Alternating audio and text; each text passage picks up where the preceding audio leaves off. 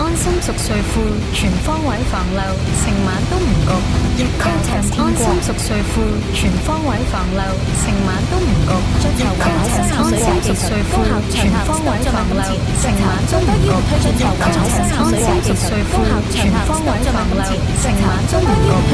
Cortex 安心熟睡褲，全方位防漏，成晚都唔焗。Cortex 安心熟睡褲，全方位防漏，成晚都唔焗。安心熟睡褲，全方位防漏，成晚都唔焗。安心熟睡褲，全方位防漏，成晚都唔焗。安心熟睡褲，全方位防漏，成晚都唔焗。安心熟睡褲，全方位防漏，成晚都唔焗。安心熟睡褲，全方位防漏，成晚都唔焗。安心熟睡褲，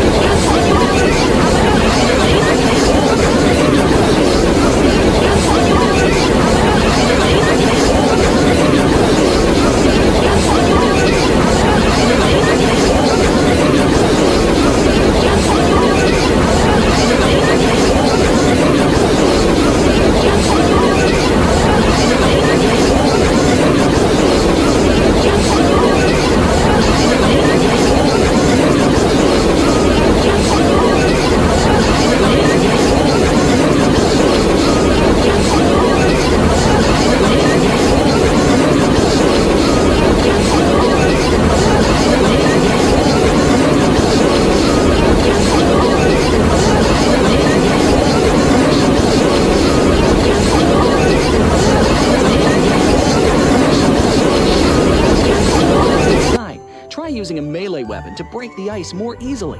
Furthermore, you'll find that snow has engulfed some red zones on the map, and the falling snow will bring about many interesting effects. Players within a snow blast zone will be transformed into a lively snow pal if they're hit by the snow.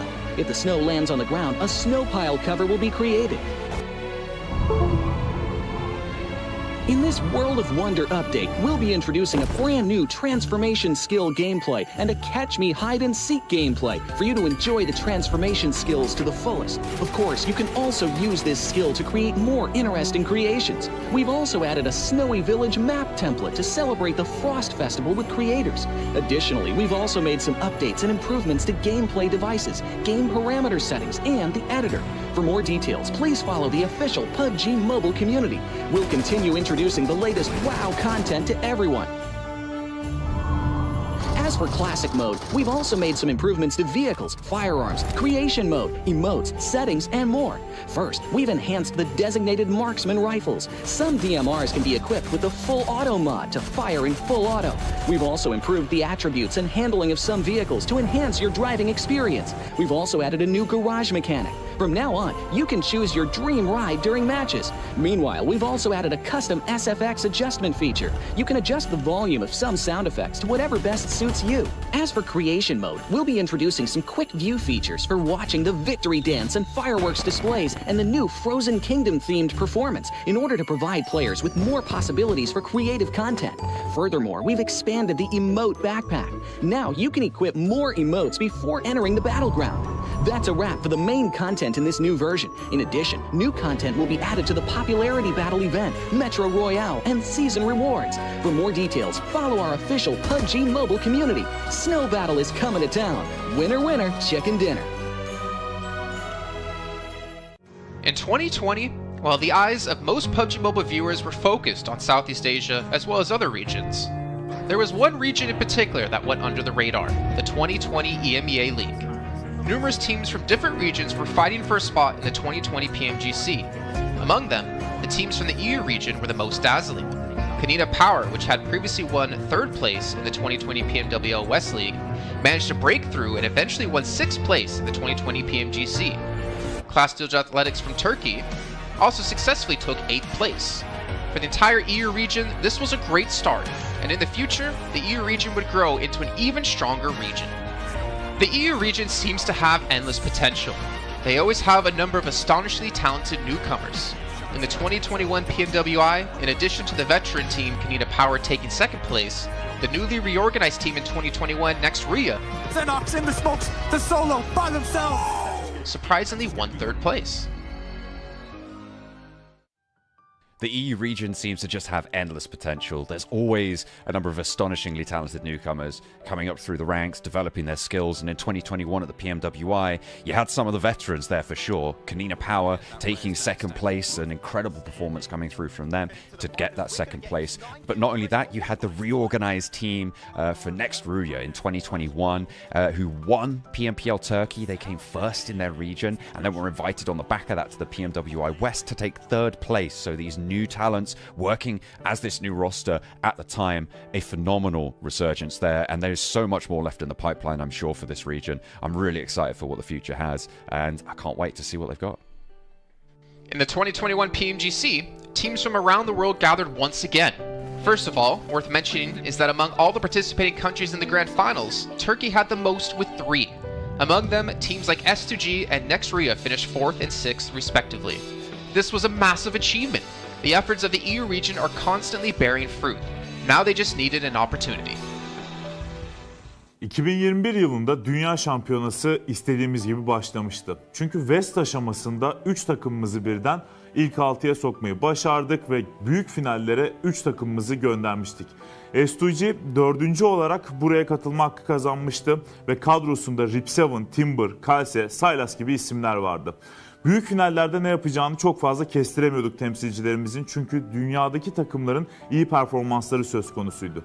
Büyük finallerde temsilcimiz S2G 4. olmayı başardı. Nexu'ya 6. olmayı başardı. Maalesef Fenerbahçe ilk 8'in dışarısında kalmıştı. Ama bu takımın ileride çok iyi şeyler vaat ettiği konusunda herkes hemfikirdi. Next, let's go directly to the 2022 PMGC. At a time when everyone was focusing on whether Nova could win 3 consecutive championships, a team that was not originally a favorite to win was about to become the focus on the stage. S2G performed consistently in the first 2 days of competition, always maintaining a position at the top of the leaderboard. And on the final day, S2G changed its conservative tactical strategy and sought to gain more elimination points in the last few rounds.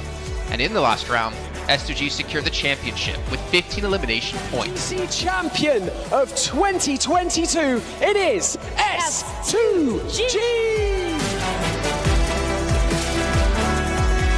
They finally broke through and made history for the EU region.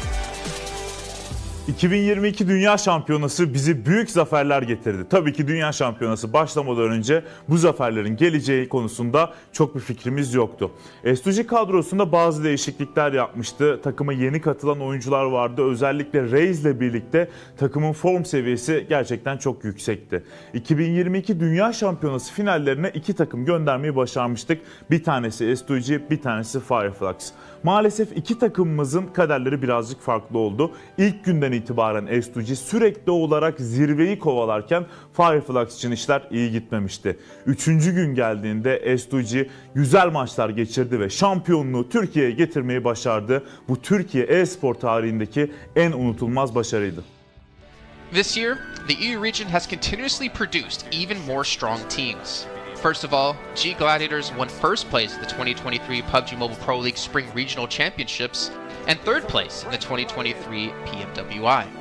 Veteran teams like Next Ria and Canada Power have been performing better and better this year and successfully qualified for the 2023 PMGC.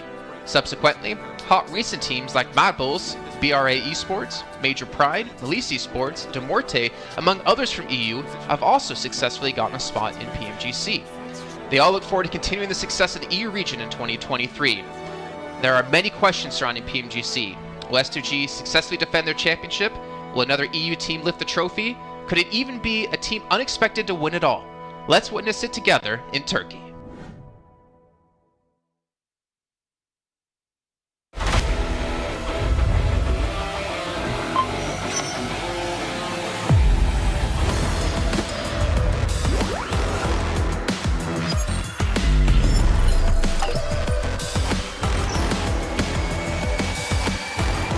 I'm Gold Investigator. Join the Investigator team and let's protect the game's fairness together. 2023 Popularity Annual Gala event tutorial. Hey there, welcome to the 2023 Popularity Annual Gala. We've introduced a brand new competition and upgraded rewards. You will have to go through 10 rounds of 1v1 matches and compete to become the first ever PUBG Mobile Popularity Annual Gala champion. So let's get right to it. New competition, ladder competition. The Popularity Annual Gala event will be utilizing a new ladder promotion system. Players' initial ladder grade will be determined by their battle points at the end of the first round. Ladders are divided into 6 grades: Triple S, Double S, S, A, B, and C, with Triple S being the highest. Ladder promotion rules. Players are ranked based on the popularity they gain during the battle period. For rounds 1 to 9, the ladder results are settled at the end of every round's battle. Apart from ladder grade C, each ladder has 100 spots, with the top 20 promoted, the middle 60 retained, and the bottom 20 demoted. If you're trying to move up the ranks, be sure to stay within your ladder's retained threshold or higher before each round is settled. Additionally, ladder grades can only be promoted or demoted by 1 grade at a time, so your performance in the assignment round is crucial. Be sure not to miss it. Final showdown. Based on the rankings from the previous 9 rounds, round 10 will be the decisive showdown to determine the final rank and ladder grade placement, including the champion of the 2023 Popularity Annual Gala, who will emerge as the ultimate winner. New exclusive rewards. At the end of round 10, rewards will be issued based on the player's ladder grade and final rank. For outstanding players, they will receive exclusive rewards that can showcase their supreme honor both in and outside the game. In-game rewards include the Honor Title, Honor Name Tag, and Honor Avatar Frame, which are sure to make you stand out. Moreover, there are also physical trophies, interviews, custom-made popularity gifts, official social media promotion, game exposure, and other exclusive honorable rewards. Gain global renown both in and outside the game. What are you waiting for? Participate in the 2023 Popularity Annual Gala now.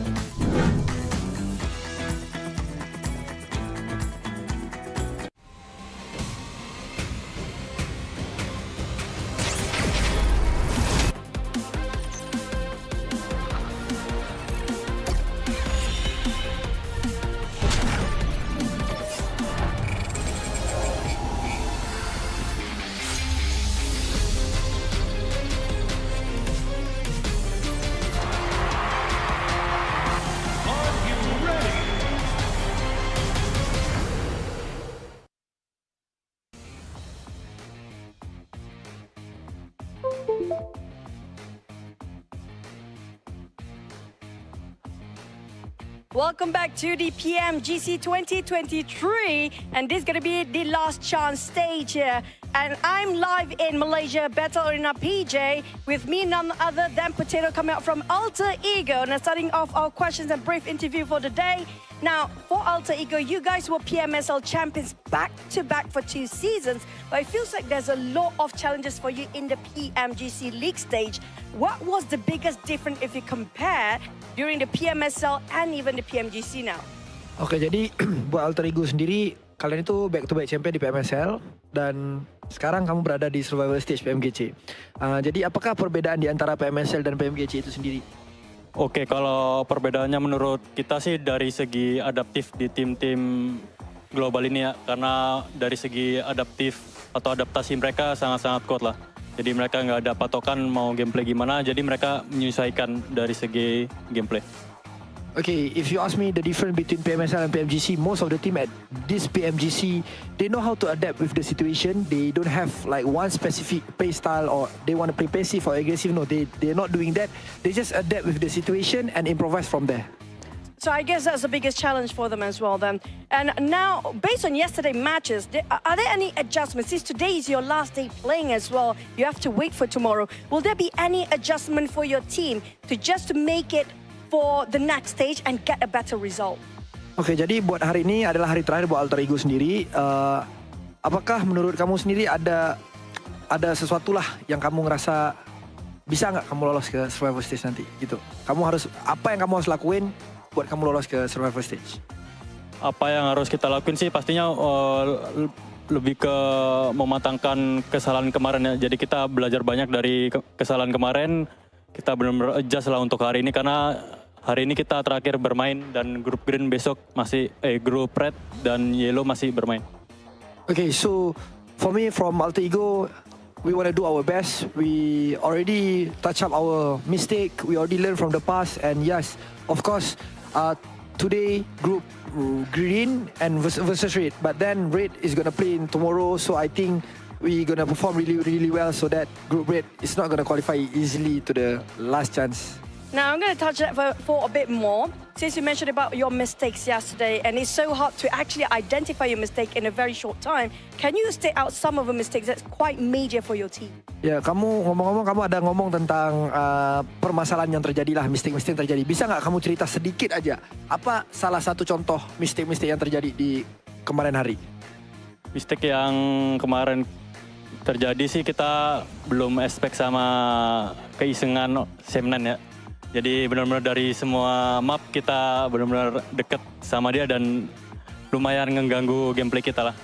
So the things that I don't expect is the playstyle from Sem9. So that's the mistake that we learned back then is because of our drop spot in every map is quite near with Sem9, and yeah, we don't expect these things gonna happen, and yes, they give us so much trouble. I mean, that's the unexpected to be happening on the global stage, definitely now. You mentioned about Sem9. Are they one of your greatest threat when it comes to this stage, or will there be somebody else so far? Kamu ngomong Sem9 nih, kamu mention Sem9. Apakah Sem9 itu salah satu tim yang kamu ngerasa PR terbesar kamu, ataupun ada tim-tim yang lain? Enggak sih. Karena emang kemarin iseng aja, kita nggak expect dia bakalan main se-iseng itu. Okay. So basically, it's not really Sem9 is our biggest threat, but then we just don't expect they're gonna play like that. Okay, so we might have more surprises for today, by the way. With tight points among the teams, and you still have a great chance to make it to the last chance stage. What's your focus to improve your rankings since today is your last day? And what do you think is the most important outcome for today's games? Oke, jadi kalau kita lihat dari point system, poin kalian itu tidaklah terlalu jauh untuk kamu lolos ke ke last chance. Jadi, apakah fokus terbesar yang kamu mau fokusin hari ini supaya kamu bisa lolos ke last chance? Kita lebih ngemaksimalin tiap game sih. Jadi, kalau tiap game kita mendapatkan hasil yang bagus, poin juga bakalan ikutan bagus juga. Jadi, kita fokus game per game. Okay, so basically we're gonna focus on each game. We're gonna focus on our first game first. It's because of I believe if we focus on each game, the point will come afterward. So we're just gonna do our best in every single map so that we're gonna maximize our point. I agree. It's one step at a time, one thing at a time as well. But we're done here on stage live. We're going to toss it back to the casters. Good luck, all the best for all the teams out there competing, especially when it comes to Green Group. Today will be the last day performing, and the next day they have to just wait it out. We're just going to toss it back to the casters. Casters, take it away.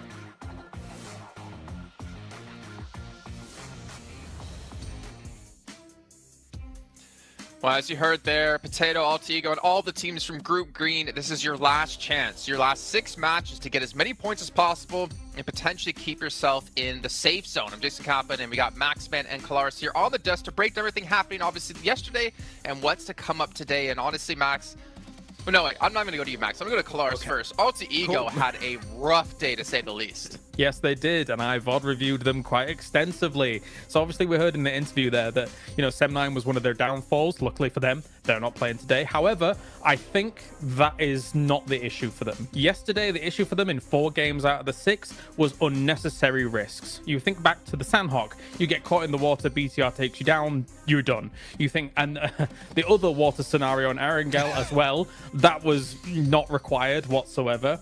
The first game on Erangel, where they're coming late to the circle, they're trying to go for a central spot. You're too late. Try and play edge instead. Again, another unnecessary risk. And then finally, Sem9 on Erangel being able to take them out when they're trying to find cars, right? So all of these unnecessary risks that they're taking could be easily mitigated if they're just playing a bit more mature PUBG Mobile and trying to play a bit more of a controlled style.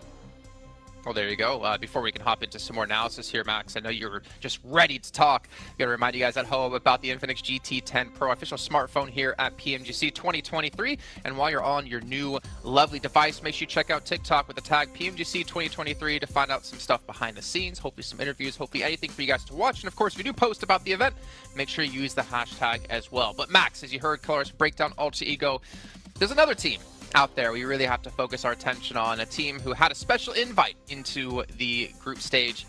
It's G Gladiators. I don't know. I don't know if I want to talk about them.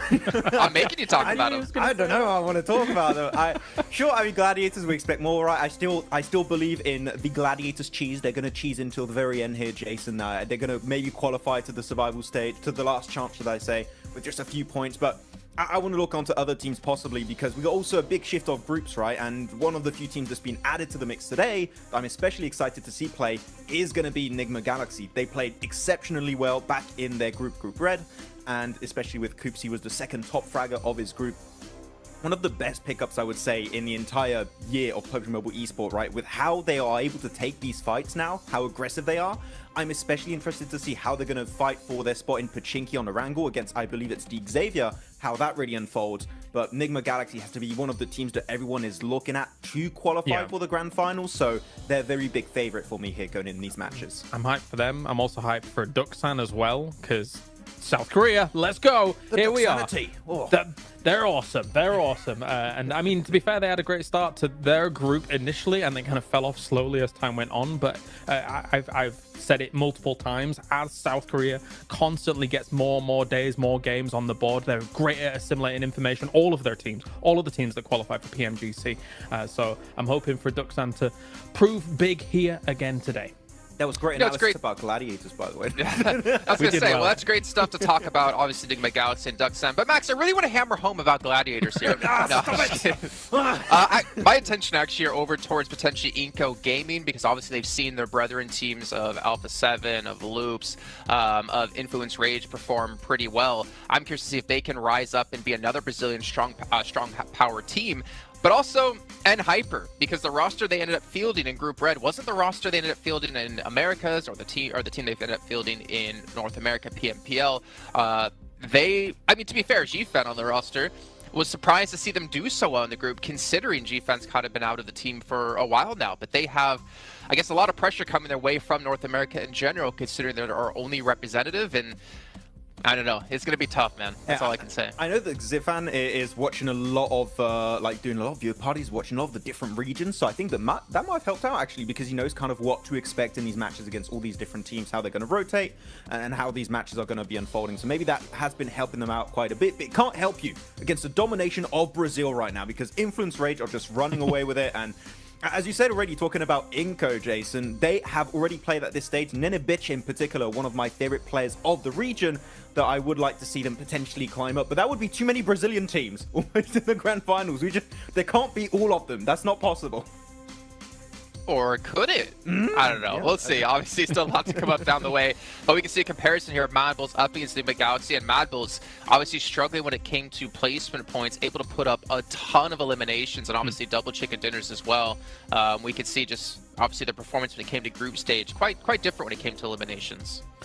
For me, Enigma Galaxy, I do feel like they were the one surprise for me, especially out of Group Red, to not advance through to the grand final straight away. I mean, they just fell short of Morph by a few points here and there because Enigma Galaxy had a great start, and we know this team as a very formidable roster. I mean, I think a lot of people put a lot of stock in if Coops is gone, then if he's eliminated early, then maybe they don't have much legs to stand on, but I don't necessarily hugely agree with that. Of course, he is a force to be reckoned with, right? And somebody that is going to be sitting very strongly with him, as you can see here with the 43 eliminations. But this team still is able to play a macro game, even if Coops is gone. It's just that he is quite the powerhouse to speak of. I mean, thinking back to PMWI, Max, we did see Coops kind of be similar to Nomi, similar to Matic. He was kind of off by himself, but also the funny thing was he was the tip of the spear, it seemed, in most parts. He would be like the first one to cross the rows to get position for his team, but he'd be so confident and so successful to be able to do that it allowed Enigma Galaxy to kind of adapt their style quite a bit to how Coops can perform to his best. If you're Enigma Galaxy, you don't need an IGL. You just need to, Coops is engaged, we just follow Coops.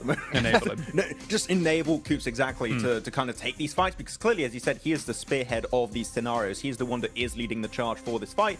And a lot of the time it's very successful when it works out that way. And the rest of the team, sure, they can frag out. We know Lord, we know Freak, we know how Rauf can also pop off in these matches, but clearly it's just the setup around Coops. If he gets knocked, pick him up. You want to keep him alive as much as possible, which is what I wanted to see almost from Quest with Al-Hajir, but it's just not been the case. Al-Hajir's been going out early, so it goes to show how important it is to keep a star player like Coops alive until the very end, because it increases your odds of winning those matches pretty significantly. So yeah, I hope that it's going to work out for them, though.